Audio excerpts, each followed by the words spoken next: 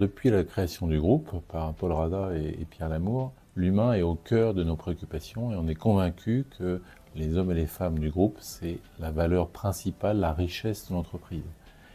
Et en 2010, on a fait le constat que sur le sujet du handicap, on était en décalage par rapport à l'importance qu'on attache à l'humain dans le groupe.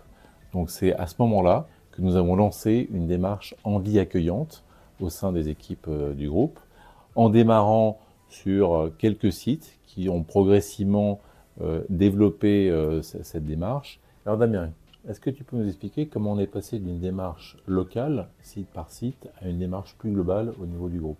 La démarche du groupe pour l'insertion des personnes en situation de handicap s'articule autour de 3 axes.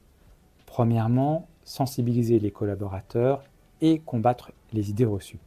Alors, je vais vous donner un exemple d'une question que chacun d'entre nous peut se poser. Est-ce que mon emploi pourrait être tenu par une personne en situation de handicap? Dans mon cas, c'est oui.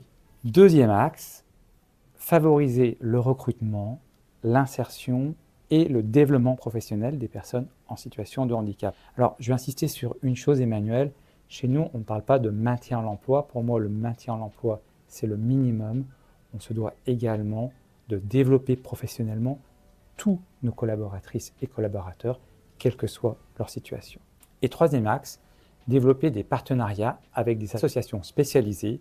Pour mettre en place cette politique, il y a également un réseau de personnes référentes handicap. Bien, je voudrais juste les remercier. Alors Emmanuel, comment tu vois cette démarche par rapport aux valeurs du groupe? Elle est tout à fait cohérente avec nos valeurs, en particulier deux, l'ouverture d'esprit. Et la deuxième valeur qui, je pense, est importante, c'est la recherche d'efficacité collective. Cette démarche handi accueillante fait pour moi partie du contrat de confiance qu'il existe aujourd'hui entre l'entreprise et les collaboratrices et collaborateurs. Emmanuel, est-ce que tu peux nous donner des exemples de ce qui se passe dans les usines? Une usine est tout à fait compatible avec le travail de personnes en situation de handicap.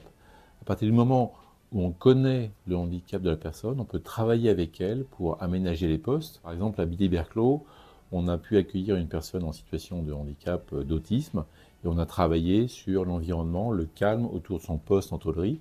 Et ce qui a été fait pour cette personne a bénéficié à l'ensemble de son équipe. Tous ensemble, nous pouvons être fiers de ce que nous avons fait sur le sujet du handicap. C'est vraiment cohérent avec les valeurs auxquelles nous sommes attachés. La démarche handi accueillante fait partie des valeurs et de la mission du groupe Atlantique.